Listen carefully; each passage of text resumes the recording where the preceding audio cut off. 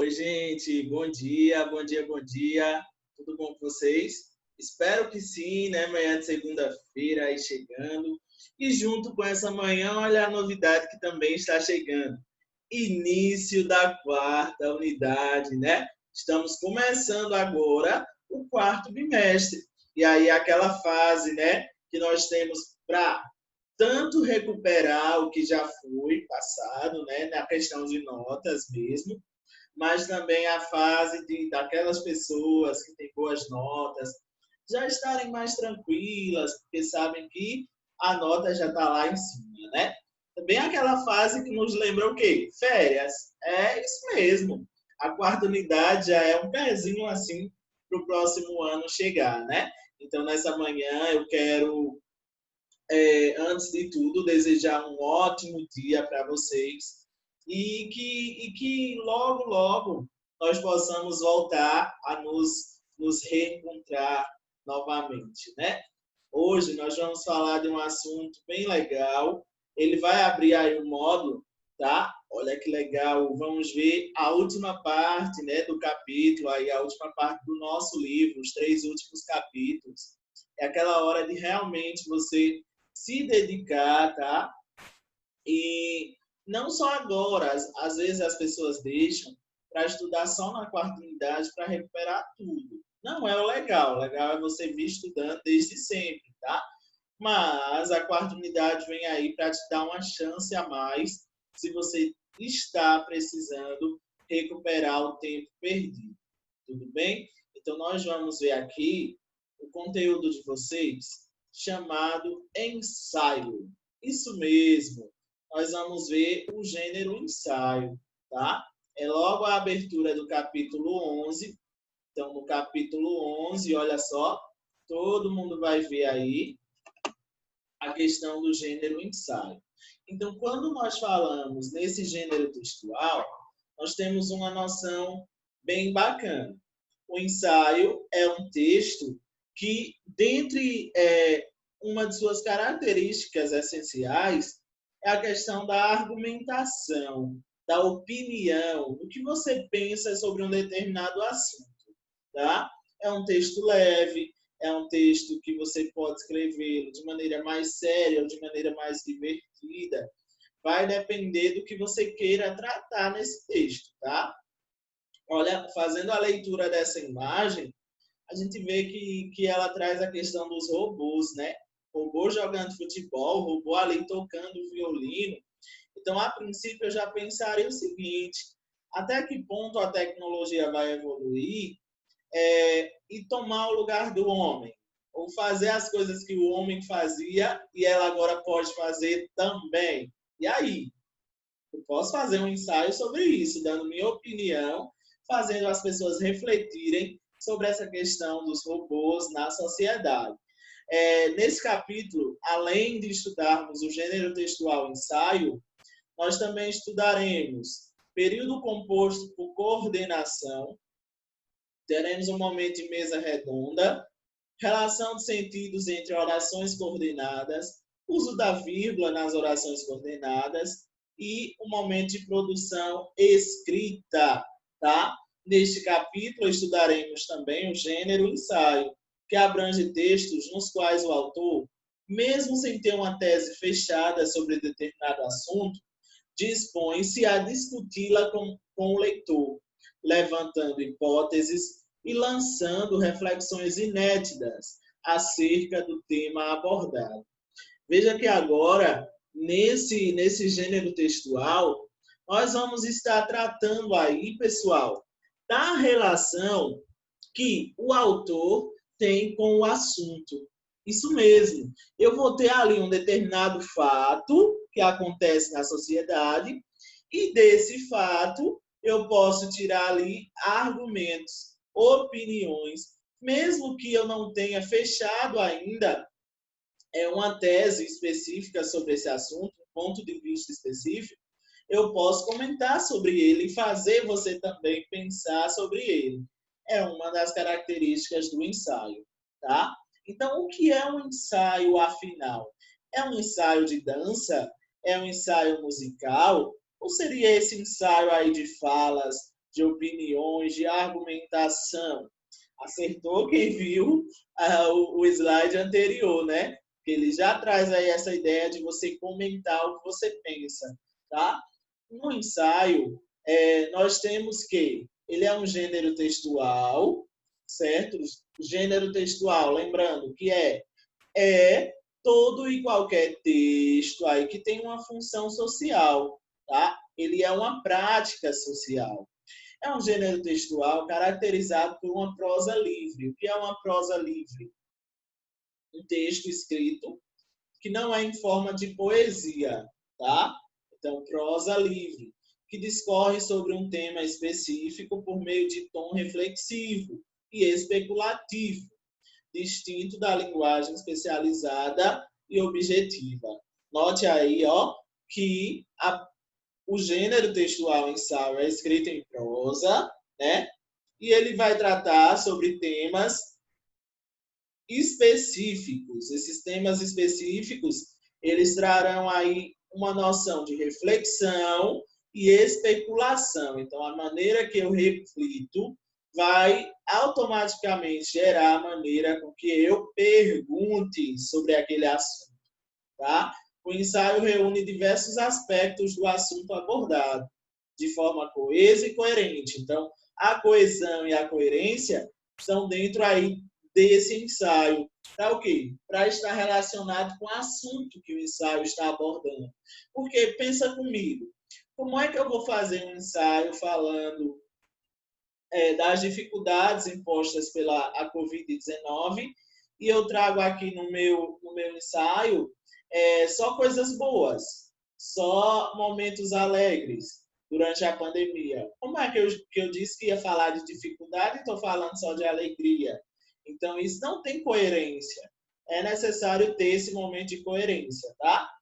Além disso, apresenta argumentos e fatos para embasar o raciocínio estabelecido pelo autor ao longo de suas considerações, até chegar a uma conclusão. Quando eu falo em argumentação, eu trago a questão de provas. Digamos, eu falo para você que o Brasil é um país bom. Eu tenho que argumentar para que você acredite que o Brasil é um país bom, né? Embora não pareça, a gente sabe que nós temos, sim, muitas coisas boas.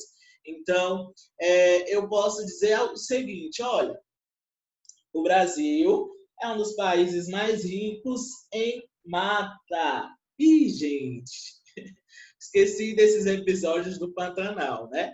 Então, vamos refazer aí. Eu estou dizendo que ele é rico em floresta, se as nossas florestas estão sendo aí queimadas, né? Vai entender. Mas, bora lá. É uma opinião do professor, mas vocês estão acompanhando as mídias, vocês acompanham aí as redes sociais, vocês podem ver essa questão aí dos incêndios, tá? Bora lá. Dizendo outra coisa, o Brasil é um país rico em cultura, porque nós temos diversidade de religião, diversidades de crenças, diversidades de festas, de costumes, de comidas. Então, eu tenho um país muito, muito cultural. É um argumento meu, né? Eu argumentei porque ele é um país rico e belo. Quando ele fala nessa questão do argumento, é para você provar que aquele fato que você citou é verdade. E ele ter credibilidade, as pessoas possam acreditar na sua fala, tá? Então, é necessário ele estabelecer, ele tecer suas considerações até chegar a uma conclusão ao final do texto. Aqui eu trago para vocês um trechozinho de um ensaio. Olha só como ele é escrito.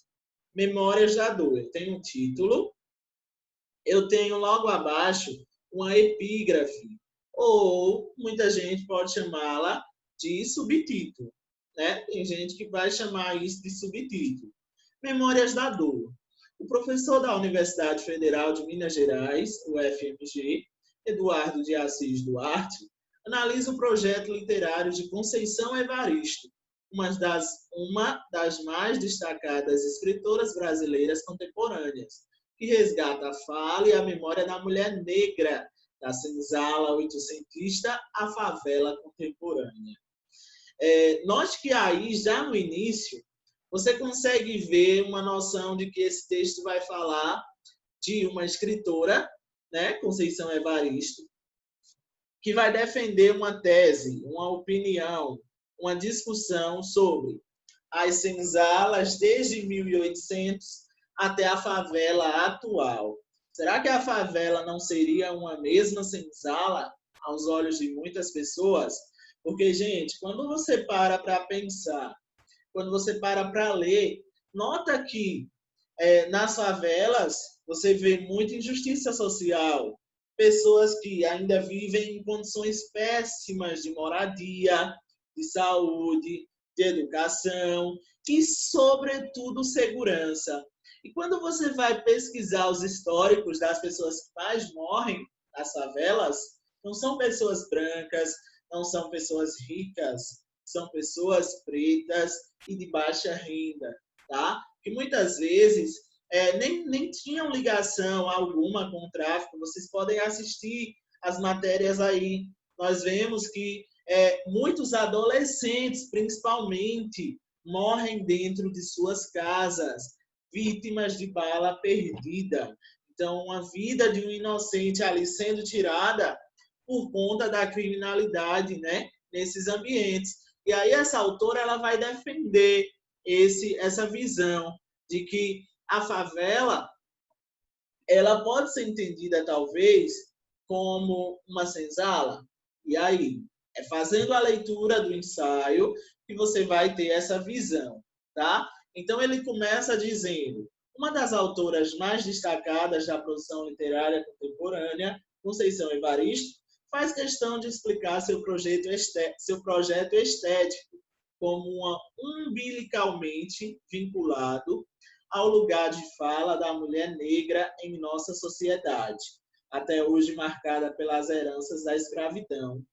Então, a partir mesmo da epígrafe acima, que é esse trecho, verifica-se um vínculo de seus escritos com o compromisso de resgate da memória negra, sufocada pela modernização excludente e pelos mitos que lhe são correlatos.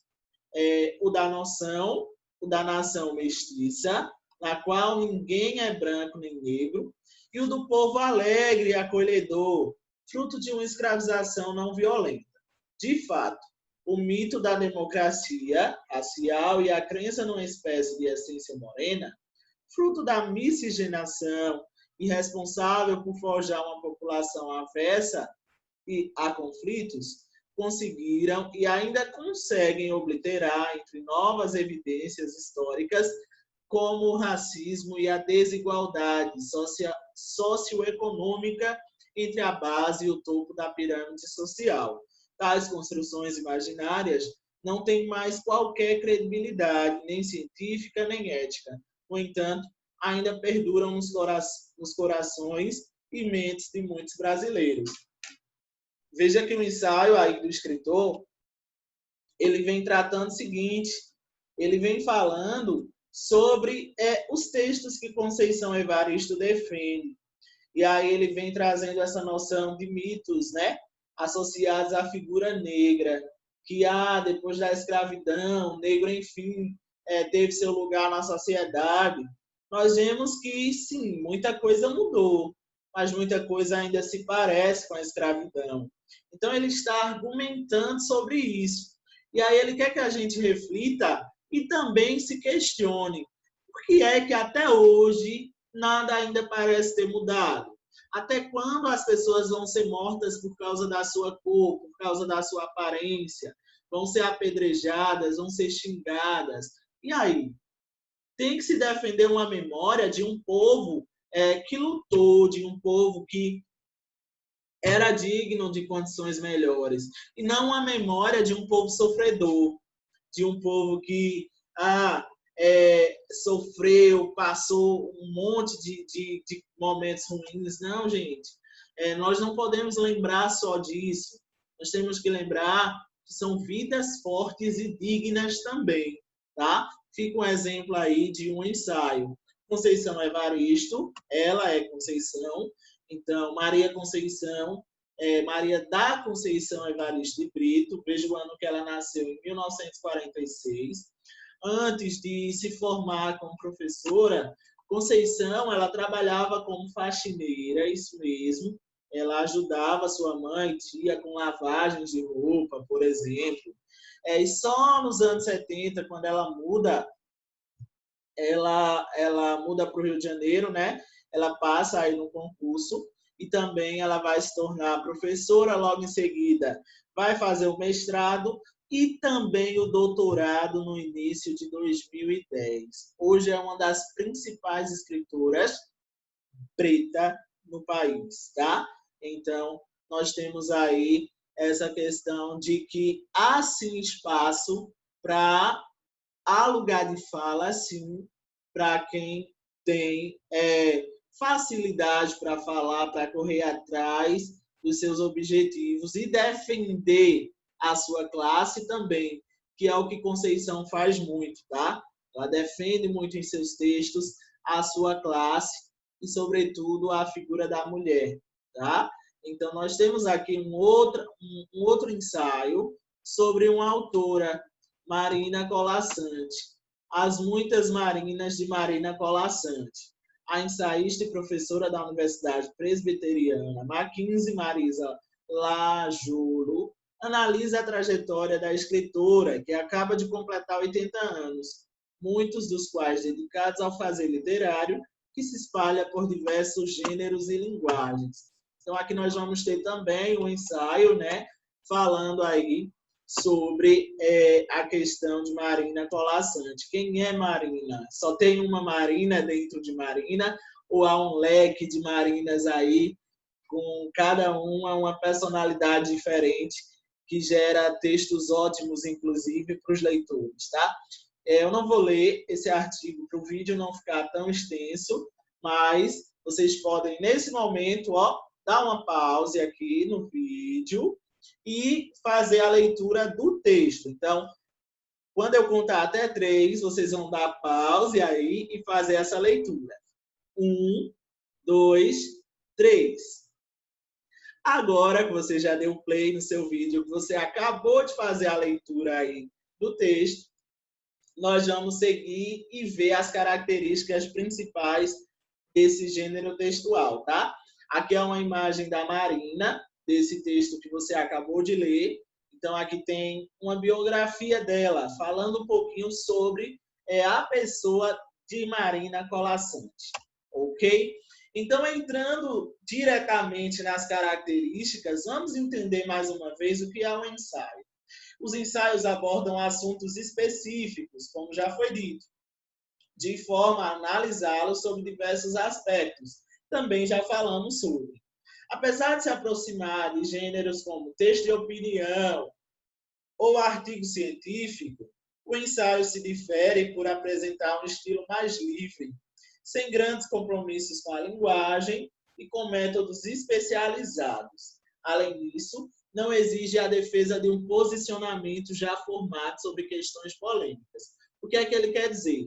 Que no ensaio, não necessariamente você precisa ter ali todas as evidências, todas as argumentações feitas sobre o assunto que você quer falar. Você simplesmente pode começar a fazer o seu texto abordando esse assunto pelo que você conhece. E aí, sem pretensão também para uma linguagem rebuscada, ou seja, uma linguagem difícil de ser compreendida. Ele, assim como um artigo científico e textos de opinião, ele traz opiniões dentro dele também, tá? No artigo científico, essa opinião vai ser mais em terceira pessoa, enquanto que no texto de opinião, essa opinião é em primeira pessoa. Eu acho, eu penso, eu acredito, tá? Só que no artigo científico e no texto de opinião, já há uma liberdade maior, no sentido de que esse texto só pode ser, na verdade, restrição, de que esse texto só pode ser produzido se a tese estiver bem elaborada. O que é tese? É o seu ponto de vista. O que é ponto de vista? Opinião fechada sobre um assunto, tá? Então, no artigo de opinião, você tem que ter sua opinião fechada, sua tese fechada. Aqui ele fala que a liberdade do ensaio possibilita que o texto siga como um exercício reflexivo, no qual se arriscam hipóteses, interpretações e especulações sobre o tema em questão, sem chegar necessariamente a conclusões definitivas. Então, veja aqui que você pode se arriscar, você pode interpretar dentro dessa produção textual, mas não necessariamente vai chegar a uma conclusão específica sobre esse assunto. E aí, em suma, o ensaio se caracteriza como um gênero próprio para a meditação sobre um tema, abordando sobre diversos aspectos e oferecendo ao autor um espaço maior para desenvolver reflexões e arriscar hipóteses, sem a pretensão de encerrar o assunto. Características desse gênero. É um gênero discursivo, argumentativo e expositivo. O que é isso, professor? Quando eu falo que o gênero é discursivo, é porque nós temos aí um texto que tende a discutir sobre um determinado assunto. Dentro dessa discussão, vai ter o ponto de vista da pessoa que está escrevendo o texto, ou seja, a opinião dela. Logo, é argumentativo. E, além de trazer argumentos, ele vai expor fatos, ele vai expor falas, ele vai expor fatos que ele julga interessantes para completar esse seu texto, essa sua argumentação. Então, é um texto também expositivo, tá? Traz opiniões com exposições de ideias, gera reflexões, traz um pensamento crítico, impressões, culminando em uma avaliação de determinado produto cultural, tema ou personagem.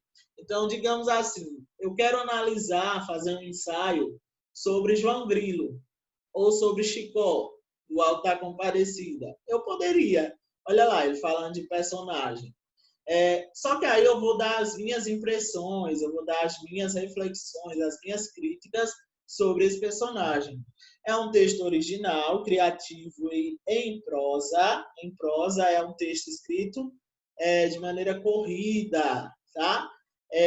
Pode ser literário, artístico, informal, com reflexões mais subjetivas do autor e linguagem simples. Então, quando ele for um texto literário, é um texto mais subjetivo, é mais do que ele pensa mesmo, tá? Ou científico. O texto científico já é o contrário, é um texto mais formal, tem que ter uma argumentação aí baseada em outras pessoas, em teóricos, tá? E tem uma linguagem mais elaborada. Mas em ambos vai trazer um julgamento pessoal ou subjetivo e vai haver a exposição e defesa de pontos de vista. É um texto essencialmente crítico. Então, são algumas características do ensaio, tá? Nada mais é do que um texto que você tem ali sua opinião sobre um assunto. Dentro dessa opinião, claro, aí você vai ver a maneira que você quer abordar. Se é de maneira mais séria, de maneira mais leve, de maneira mais cômica ou não. Então, você vai aí percebendo as nuances desse gênero textual, tá bom? E aí, com isso, nós chegamos aqui à finalização da explicação. E eu volto só para dar um tchau para vocês e me despedir. Até a nossa próxima aula. Cheiro no coração de todo mundo.